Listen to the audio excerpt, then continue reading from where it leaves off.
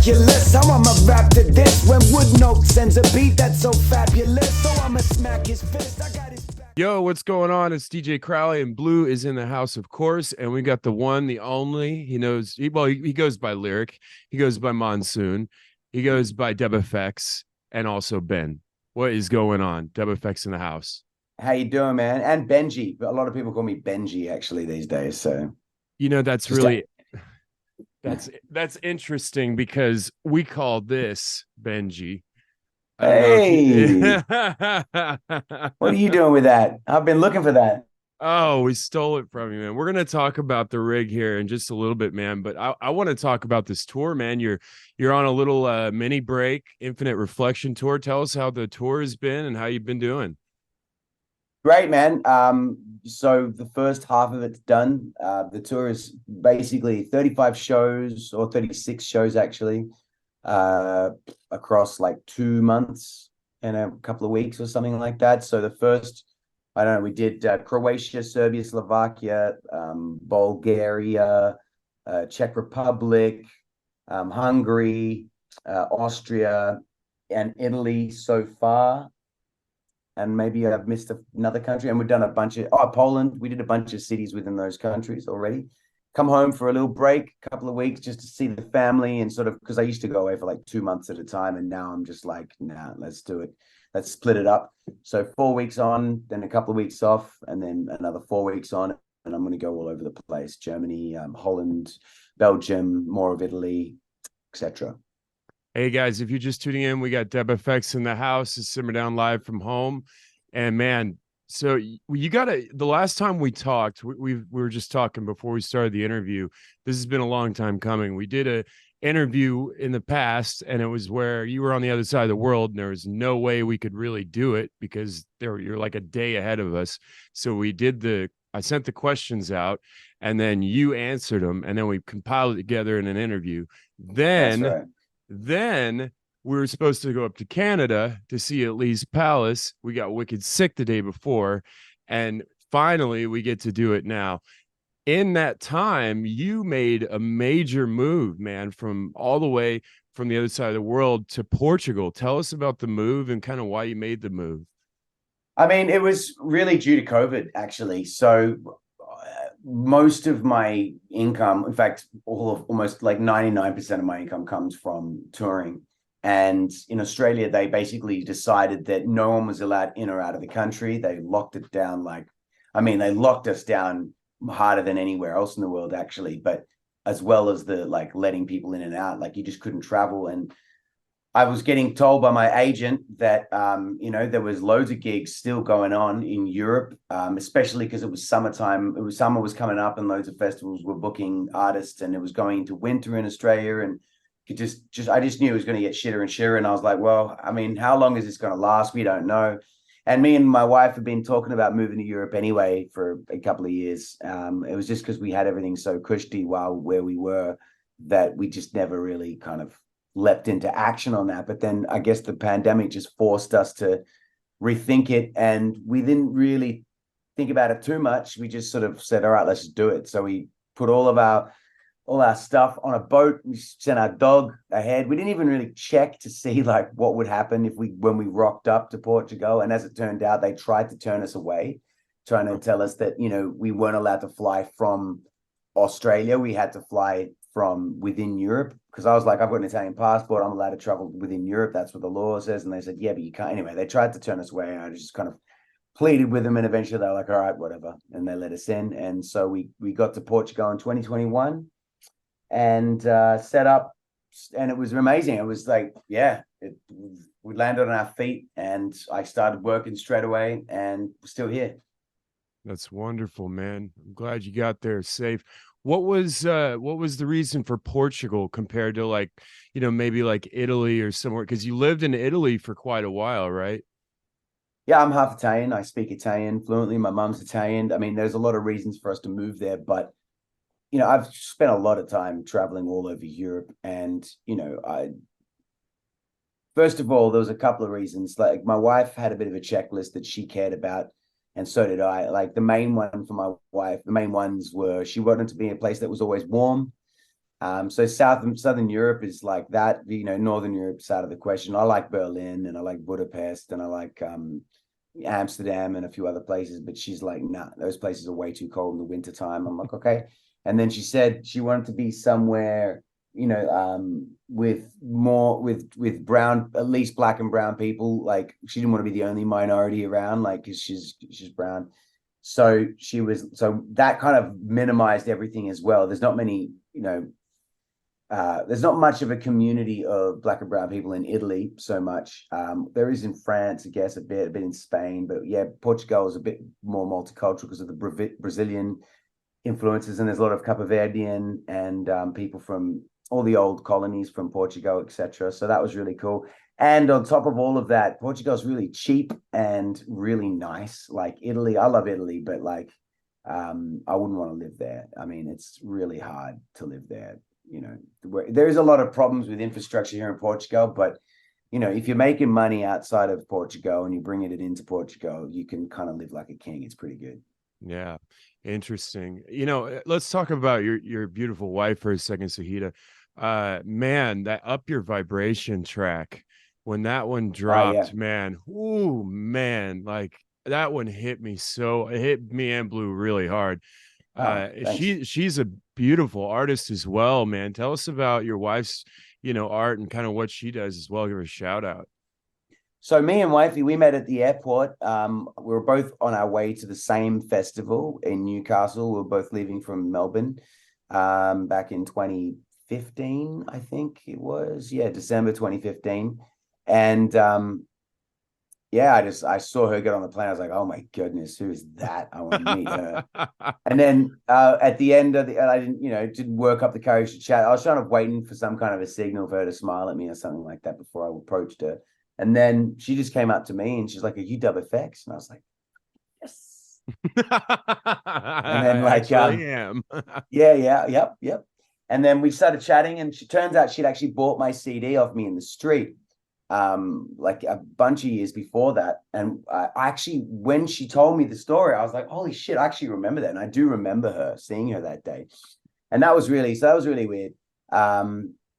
And yeah, we just hung out and chatted and spent the whole kind of festival together and sort of just hanging out, you know, like, and then when we got back to Melbourne, we sort of went on a couple of dates and then sort of turned into something. And then turns out she's an amazing poet, like really, really cool. She does a lot of workshops. Well, she did when we were living in Australia. That was one of the things she did, is she did these programs for refugees, especially refugee women coming to Australia from, like, a lot of them from African countries and stuff like that, mainly Sudan.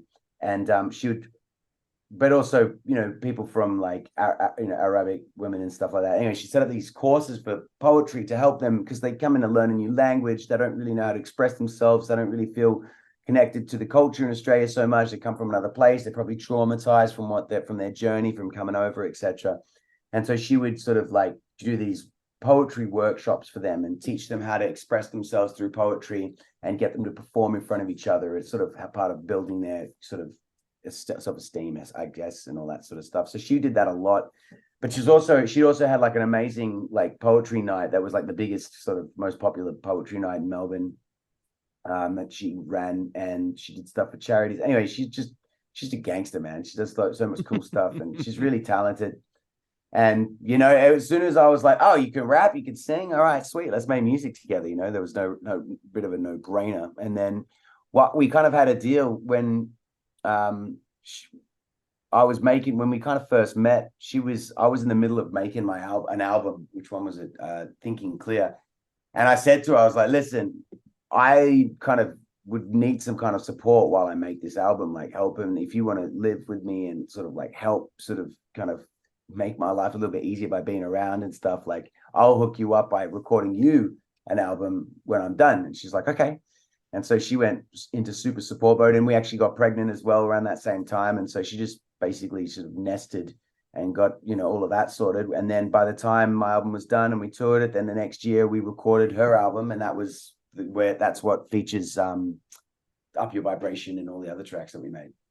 And we're making a new one right now, actually. Oh, really? That's dope. Real quick, how can everybody find more information on your wife's poetry and her music and, you know, etc.? I mean, through me as well, through my channel, but Sahida Apsara, that's her stage name. She does actually a baby, what she does here in Portugal, she does a baby music class called Jiggle and Jam. Jiggle And and jam. yeah. That's So it's awesome. like, it's just toddlers, mums, well, parents and their toddlers, and they come to the class and they sing kids music. And, Shahida's like learned all about like baby, like development and learning and all that sort of stuff, and how each song and each segment of the class kind of goes through all the different things to help the brain connect different things and all that sort of stuff. Clapping along, singing, hear the mum singing, picking up instruments, jamming, sharing them around. There's all these little things I don't quite understand it all myself, but she explained it to me once. But it's super cool. Oh, Jiggle and Jam, hanging out with Dub Yeah. FX right now. So we're down live from home. If you're tuning in now, you're late. It's all good. Let's switch gears, man. You got a new record out, Infinite Reflection. Let's talk about it. Specifically, Paolo Baldini, man, doing a lot of work on it. That guy's absolutely an incredible producer and artist. Tell us about Infinite Reflection. Oh man, like Infinite Reflection, it's kind of like a sort of a continuation on from the last album, Roots. So when I was making the last album, I kind of ended up with like 25, 30 tunes that I was sort of like, okay, which ones do I put on the record? I can't fit them all on. And also people's attention spans, people don't listen to like, 15 tracks on a record anymore. You may as well split 15 tracks across 2 records and release them like that. So, I had too many songs anyway. And, I just decided, hey, let's just make, rather than like, because all my other albums in the past kind of mixed everything together, a bit of hip hop, a bit of reggae, a bit of beatbox, and a bit of drum and bass, a bit of this and that. And I thought, all right, let's go a bit more focused on genre. So the first Roots one was more about like, more rootsy style music, which was, all like reggae-ish sort of stuff. And then I had Branches come out straight after that, which was more like electronic-y, sort of me branching out, I guess you could say. And then what was left over from all those tracks was more lo-fi hip-hop stuff, which didn't fit on the other 2 records. So I just kind of I finished a bunch of stuff. I wrote a few things. I re-recorded a bunch of stuff. And this one turned out even better, in my opinion. Like, it's kind of the best record I feel like I've ever made. I'm super happy with it. It's like 9 tracks. Artwork by El Mugged, who's also in the background of me right now. So the vinyl looks sick. Oh yeah. Boom. We shiny. We got that one, so it should be in the mail pretty soon. As soon as I saw that artwork, it just blew me away. I think I hit Kate up. I was like, yo, like, is this gonna, because you released, I think, like the first, you released a track a week, which was interesting, and you did it somehow. You did that right. I really liked how you did that. Oh yeah. A lot of people aren't doing that, but I saw that artwork and I was like, that's got to be the cover art. He was like, yeah. Tell us about El Mugged and everything, and art in general, visual art and geometric art. I think you really, kind of steer towards that when you like your art, right? Yeah, I mean, so his usual art is not geometric at all. It's more like this. It's all just freestyle and flow. And he did this whole thing in my studio with Sharpies. He just kind of like did the whole thing. It took him a couple of hours, and it's really trippy and really cool. And I've always liked it. But I met El Mugged, actually. Ben, his name is as well. He came to one of my shows in Manchester in 2000, I want to say 12. He came to my studio, and he brought me a Les Paul Gibson studio guitar, with his covered in his artwork. And I was just like, oh my God, he just gave it to me. I was like, wow, that's amazing. And so I was like, yeah, super blown away. And then I took it back to Australia. I did some stuff with it. And then I went on tour, and then someone broke into my studio and stole all my stuff, including that guitar. So I was gutted. Get out of here. Oh yeah. My God. Yeah. I mean, it was kind of a happy ending for me, actually, because I had a bunch of gear that was old and I didn't really care about. And I had a great insurance policy, and they ended up overpaying me anyway. So I kind of got a really good, got the itchiest nostril. I don't know why. Anyway, so I got sorted completely for all my gear. And then I bought a Les Paul Gibson studio because I love that guitar. And I sent it to him. I was like, hey, can you just do it again? So he repainted it again. And then I went and picked it up off him in Scotland. And then I don't have it here with me. It's in my studio, which is at another location. I've got a proper music studio that I work out of. But yeah, he came over to bring me the guitar, and when he was here, he just painted that on the back. And then I was like, shit, you should do my album cover. You may as well. And one thing led to another, and he did it. And he used this other program, which is how he got it so geometrical, because this actually looks like a mandala, but I think it's just a mirror image of itself 4 times. So he just had to do one corner essentially, and he ends up with all of that on the other side. So it's all kind of really tripped out. I don't think he's ever done anything. Yeah, spectacular. It's my favorite album cover. I mean, Ethereal Harmony, Everything's a Ripple. I mean, they're all wonderful, but that one just the art just brings you to this place, man. So cool. Real quick, how can everybody grab that thing that you have in your hand right there and check out the new record?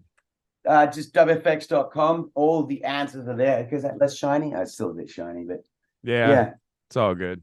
Yeah, dubfx.com. Everything's there. So if you want to basically, you listen to it there. Spotify, YouTube, it's all up. All the singles that we did for this album as well. I mean, not all of them, but a lot of them are live versions, because I realized that like there's the YouTube, my audience doesn't respond really that well to like music videos, like proper old school style. They know me for being a live musician that does, live videos and looping and all that sort of stuff. So we just kind of decided to continue with that frame. And so the versions on YouTube are just like me singing the song live, but with the track. And then, the album version is the album version. But the YouTube version is pretty cool. And definitely. You did one in Greece, right? In Athens. And then you did one of them at like a festival, it looked like. Yeah. You know your stuff. Oh, dude, I know my Dub FX, man. I got Benji right here. I want to talk about the evolution of the GT10B and your rig. I don't know if this is the one that started all. I think there was 2 of them, right? So, okay, if you want to go deep, the first actual effects pedal that I ever used was a GT6. It's a gold one. In fact, before that, I even had another one that was blue and black. I can't even remember. That was like an RE something, RE20 maybe. And that was the first. I think I started messing around in high school, like when I was about 15 or 16, just with guitar effects pedals. And I like the multi effects pedals because you could just you could create a preset and then go straight to another preset rather than having to dance on your pedals and change all these things, switches on and off all at once. You just hit one button and boom, you've got a completely different sound. Hit another button, boom. You can just concentrate on playing the guitar. And then I started experimenting, putting my vocals through it. And then I realized that I'm a terrible guitar player anyway. And I'm not that great a singer, but I sound better when I sing through my guitar pedal. So I just abandoned the guitar altogether and just kept singing through the pedal. And that's how I started learning. So the original loop station I used was a Akai Head Rush, which is actually an amazing delay pedal, but it also has a looper in it. And it's just really simple. So I had this in a GT6 for my first year or 2 that I was looping when I started street performing. There's no videos of me using that, unfortunately, but one day I'll make a video. I'll program the pedals to do all of that stuff, and I'll do an old school set. I actually would love to do it all like a run around where I have all my old setups and go through each one and sort of do a video talking about that. But so I upgraded from the GT6 to the GT8, and that's when I was started really seriously beatboxing and looping and street performing a lot more. And that's when, around the time I met Ben Dowden, who came and filmed me. But then when I met Ben Dowden, I just bought the GT10B. So I had about 2 years of the GT8, and then when I met BD, I just started programming the GT10B. And actually, when those videos, the first videos he recorded, like Flow and Love Someone, I just started using the new pedal, and it didn't sound as good as the GT8 at the time. I wish that we'd made those videos with my old pedals, the GT8, because the sounds on that were actually better at that time. The GT10B I was still the bass sounds weren't very good. But the GT10B is a much better pedal, and I did eventually get much better sounds out of it eventually, and like not long after that actually. And now I'm actually using a Helix, a Line 6 Helix pedal. Yeah, it's a big evolution. You've got like you got like this ATA case that kind of is on a stand now and Correct. has your little iPad. So it's definitely a big evolution. I've noticed on this, this tour, this record, all that, everything you've been putting out. It's giving you the freedom to not have to worry too much about what's going on, because when you're looping, like, you got to get it right. It's got to be perfection, so I guess you're having a little bit more ease on stage, I guess you could say. Yeah, absolutely. I mean, I'll be honest with you, like, it's all for my benefit, really. Like, I think the audience probably preferred it before, when I was doing everything with foot pedals on the floor. Mm-hmm. I think there's something to be said about, I remember BD, Ben Dowden, the guy who filmed me in those videos. I asked him, I was like, what do you reckon of my new setup? And he's like, it sounds better and you're able to perform better. I said, but I preferred it when you were stomping it on the floor, because there was something more animalistic. You'd get down on your knees and you'd hit the pedals with your hands and you'd jump out up, and you were just more involved with the equipment, but it was more organic or something, and I kind of understand what he means, and I do feel that, but it was just limiting what I could do, and I felt like the maximum show time that I could really do as a beatboxing looper, only beatboxing, is like 40 minutes, 45 minutes. Like, after that, it starts to get a bit boring. It's like the same thing over and over again. I'm not the greatest beatboxer. So like, for me, like, I can't keep it that interesting. You know what I mean? Whereas, and also it does bore me as well. So like, I really enjoy producing music. I'm a music producer first and foremost. I just happen to loop and beatbox and do all of that stuff as well. So I love producing drum and bass and reggae and all that stuff. And so then producing that on my laptop and then dumping it into the loop station means I can dub it out just like a DJ, right? Dub reggae or drum and bass, and I can MC over that, and then I can focus more on the lyrics. And then when I always begin the show with beatboxing, looping, and then in the middle, between the reggae sort of dub section and the drum and bass, I have another beatbox sort of section where I do a bunch of stuff. And at the end, I also finish kind of with the beatboxing, and I kind of do a bunch of songs. So the audience still gets their fix. They get to watch me make it all, and I make sure that it's a proper musical journey, technically and visually and sonically. Hey, I want to get a little deeper for the last few questions here. One of my personal favorite cuts you've ever done is "Fly with Me."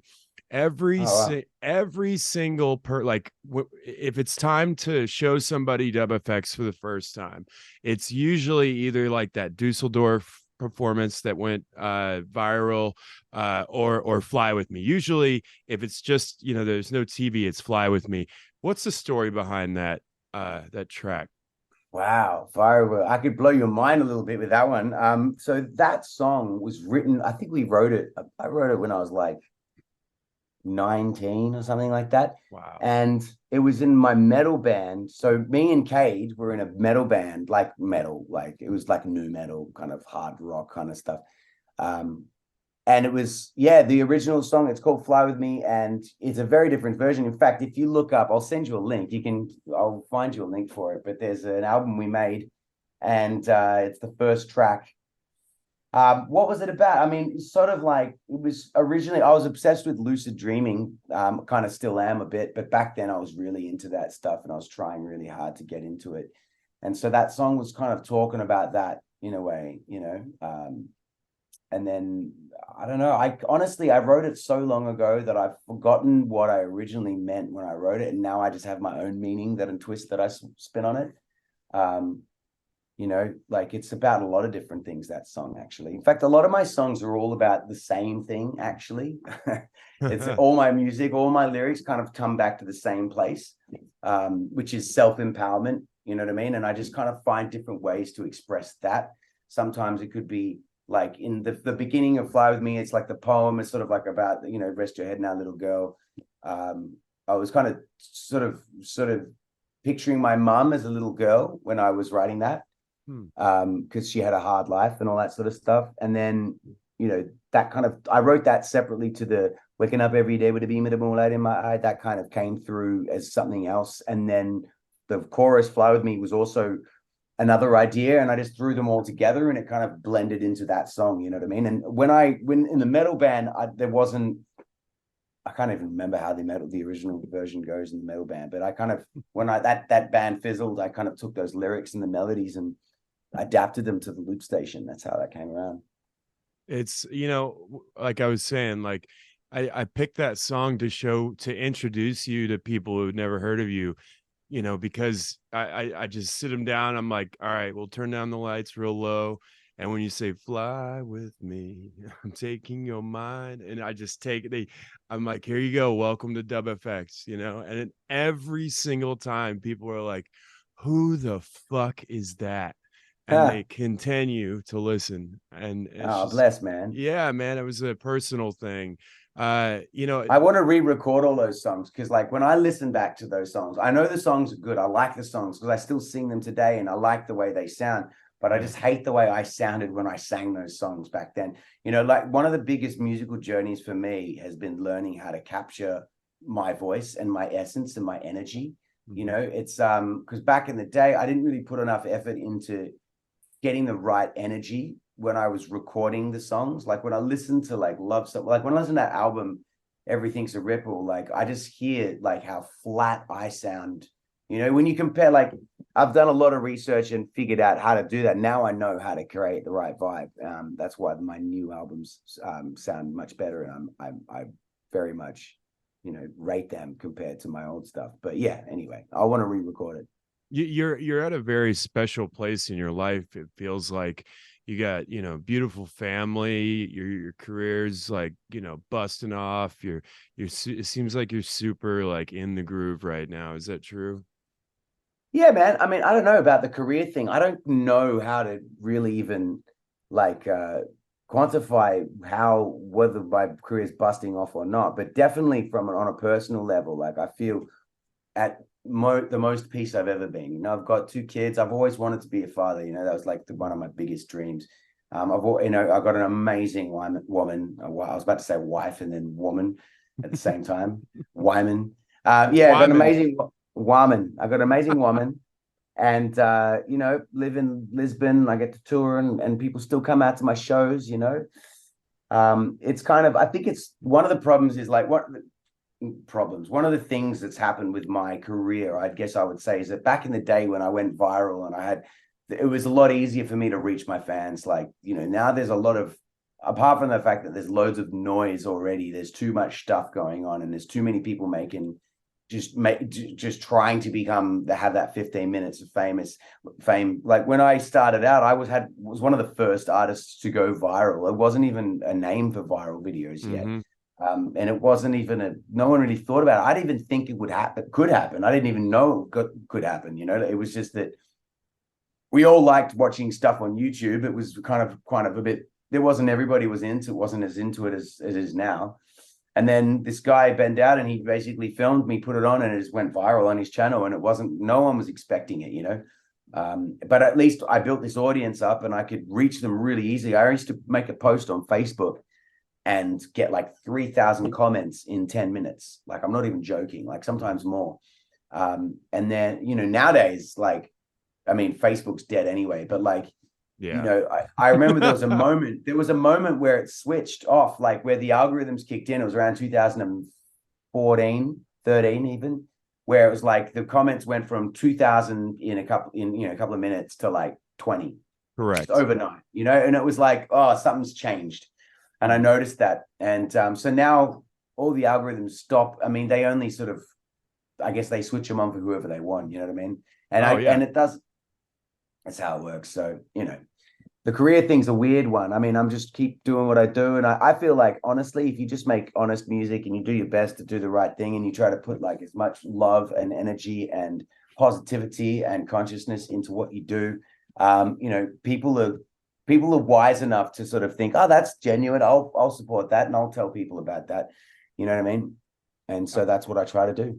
You just pretty much answered my next question. My partner in crime, Blue, was going to want to ask you, like, you know, advice for buskers. Like, what is that thing that, you know, makes somebody say, you know what, I'm going to take a second of my time and look or listen at what's happening in front of me. You kind of just said it right there, you know. Well, that's it. I mean, I feel like if you're busking, you're already like 80% there, to be honest. Like one of the things that if I hadn't a busk, then there's no way we'd be having this conversation right now. You know, it wasn't just how people found me, it was how I found me. You know what I mean? Like I really discovered the best version of myself as an artist on the street, because I was able to see, like I would go out to the street with this preconception of what people would want to hear and what would make people buy my record. And I was completely wrong a lot of the time. And I was able to correct that because I could see, oh,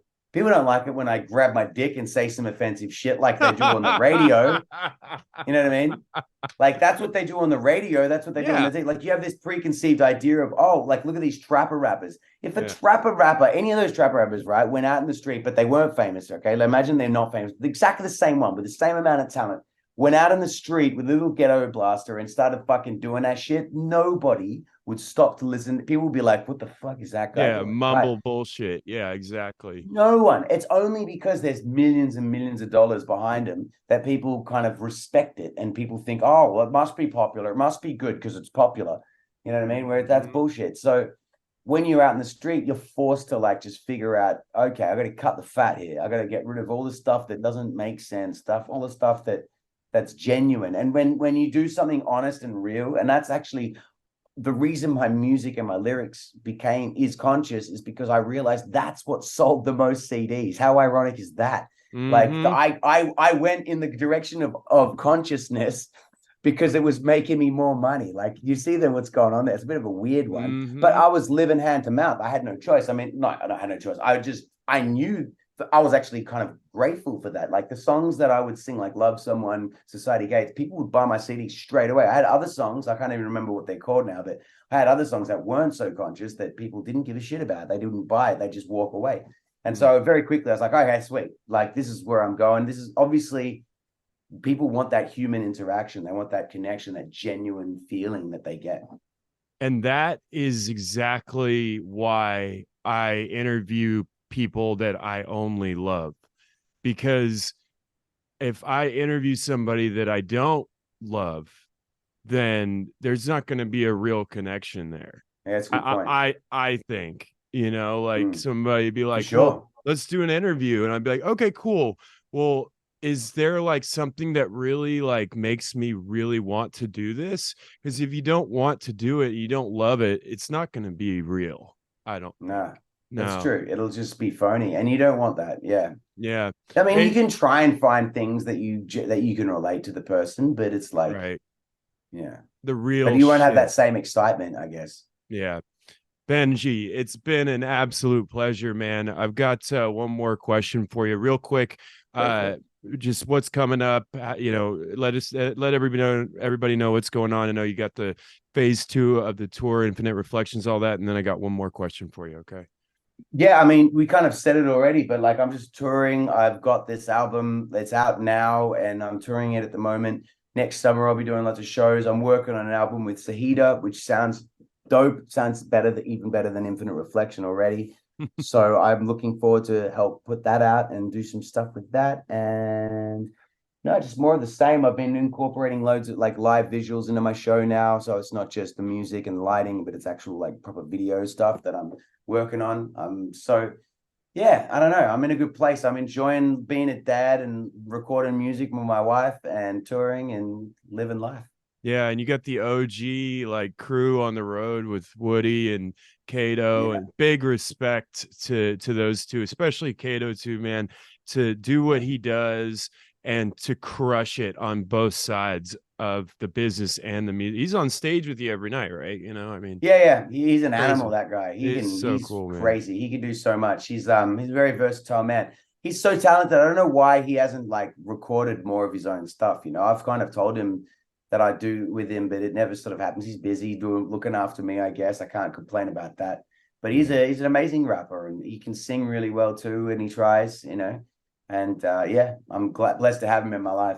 I very, very, very, very rarely see artists have their business managers or their tour managers or whatever come on stage with them every night and welcome them Yeah. to your realm and make it their realm as well. Because as a tour manager, former tour manager here, you know, I know what that's like. You know, like the tour manager sits off the side, makes sure nobody's jumping on the stage, make sure everything's sounding good, but you invite your family, you know, on the stage with you, and that's a really cool thing, man. That really is. I really Yeah. I respect mean, that. I feel like every touring band and artist kind of have their own little setup, and it's all like for us, it's really natural because Mhm. it started off like me and Cade we met when we were 15 at high school. He was playing the drums and rapping, and I was playing the guitar and singing, and we just sort of kind of made a little band, and that's the metal band that we started, you know, like so. And a Mhm. bunch of other musicians came along. And then when I sort of went traveling and I started to go solo, and I had all these gigs offers coming through because of the videos that went viral. All of a sudden, I'm like, hey, I need help. He was always more the manager of the band that we were in as well. He was always good at that side of thing, and he was always good at making artwork for us. And he was just had that energy. So I was like, hey, can you help me with this stuff? And he took the ball and ran with it. And you know, he came and lived with me in a van for a while around Europe and was helping me sell CDs on the street. And he was amazing at that. He's the only dude I've ever seen chat up a girl and kiss her, right? In the crowd of a busking street show. I'm not joking. Like he's so smooth. He's so smooth. I was like, so he's like, I'm singing. I open my eyes. I see him. I'm like, if anyone wants to buy a CD, that guy over there. And I close my eyes. I sing a song. I open my eyes, and he's kissing some chick I've never seen. I'm like, what the Oh man, it's just nothing but good, man, I over here. know. It's like she became his girlfriend also for our Oh, time in Amsterdam. So oh wow. yeah, what a gangster. Like what a Yeah. move that is. I've seen him do that twice. There was another time we're in Hungary. He just walked out into the middle of the show, right? This is hilarious. This is like years later. He walks out of the show, he's like singing to the crowd, does a bit of crowd surfing, jumps back out. Then he's like, sees some girl he likes, started chatting to her, and I'm singing my songs. Next thing I see, he's kissing her, and then he's turned around, he's watching the show with his arm around her. Like I'm just like, and she became his girlfriend too. Like he's got an eye. Like he just, I don't know Oh how. man. It's not like these are just one night stands either. Like they're just girls like that. That I don't know how Wow. that happens, but he can do that. He's a man, amazing like that. Shout out to the gangsters in the Dub FX family that make it all happen, you know. Yeah, Hey, big up. There's a lot of them. it's been a Big pleasure, up, man. Chris. Yeah, man, everybody. So, Yeah. hey, it's been a pleasure, man. I'm so glad we got to have the proper talk. You know, we did the thing where it was like I send some questions into the microphone and then you get them and then you answer them, and then we got sick for the Canada thing, but I'm so glad we got it done. I got one more question for you here. The Sure. other night we watched we always check out the new videos that are coming out, and we came across the Azores Alive thing that Oh you yeah. did, and that was so wicked, man. That was so Uh-huh. wicked. The sound that they captured, the drone footage, everything. But there was one thing that you said, yeah, you know, somebody asked me the other day, you know, if I could go back, you know, in the past, and what would I tell myself? And you're like, you know what? No, there's no point in dwelling on the past when we can change the future. How can we change the future, man? There is so much bullshit going on constantly. How can we change the future? Well, I mean, there's a short answer and a long answer, but the short answer is self-empowerment. That's why that's my message. My message has a deeper sort of impact to it because like I said, like when I sing songs, for example, self-empowerment comes in many forms. Like rather than singing a song about feeling sad, for example, I'd rather sing a song about overcoming sadness. You know, rather than singing a song about breaking up with a girl, I'd rather sing a song about how to get over the breakup. You know what I mean? Rather than singing about, oh, this is what's wrong with society, this is what's wrong with all you dickheads. I'm thinking about solutions, and I'm sort of pointing about, and I'm thinking about, you know, what are the things that I need to change, you know, to be a better person.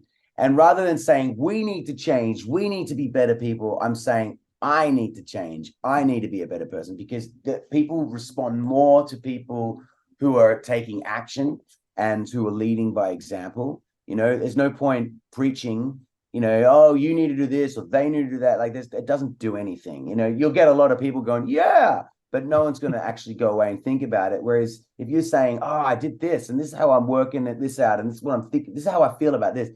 People go, yeah, I feel that too. And like, it get them thinking about it. And I feel like if everybody was more empowered within themselves, because let's face it, the reason why the world is so hypnotized and so like easily programmed and manipulated is because of everybody just has no fucking clue who we are anymore. Like we're just completely like I've said in a few things, our souls have been lost and our brains have been washed, and it's true. Like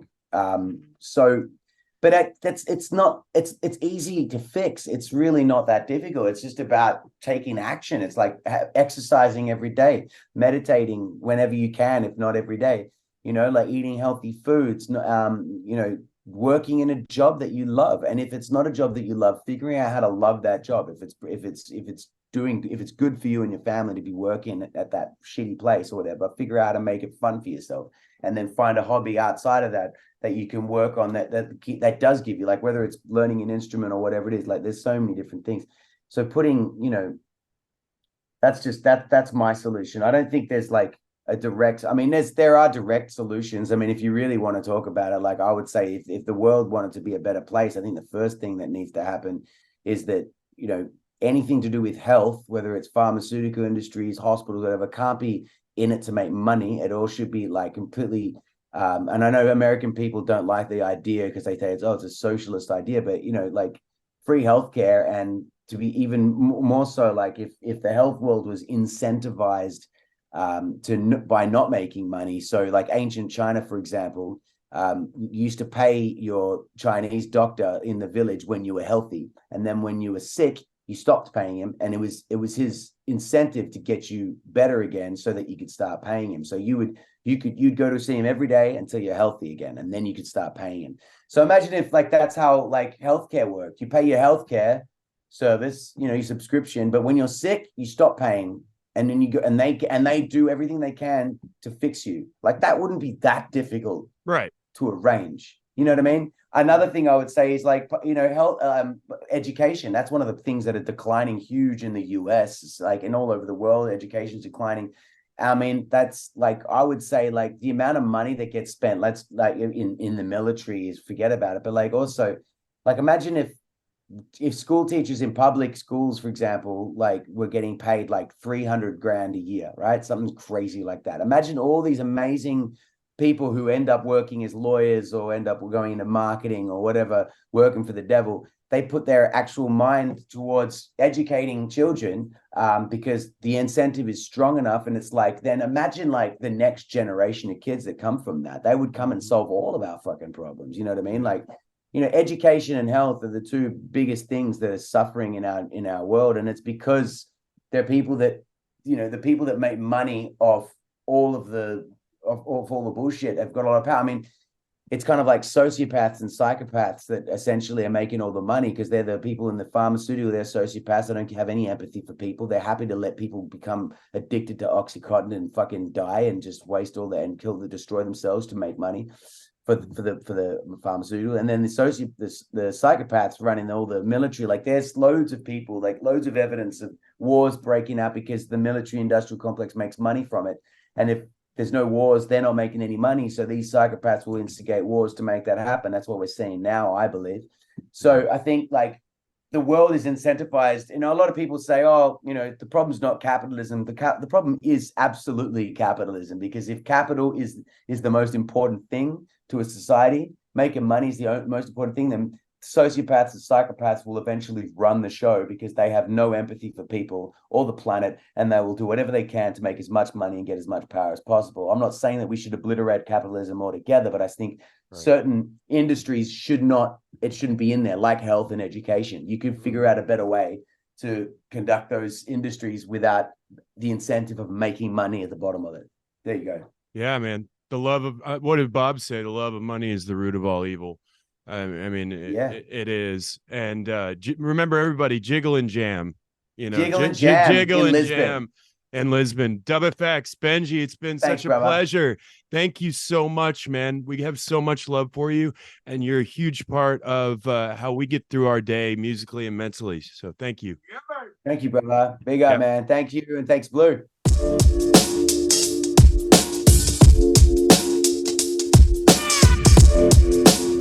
All right, yeah. Here we go. It's so miraculous how I'ma rap to this. When Wood Note sends a beat that's so fabulous, so I'ma smack his fist. I got his back with this. I bring a rebel energy. I'm an activist. I'm always rapping to rhythms. I'm never smacking my women. I'm bringing positive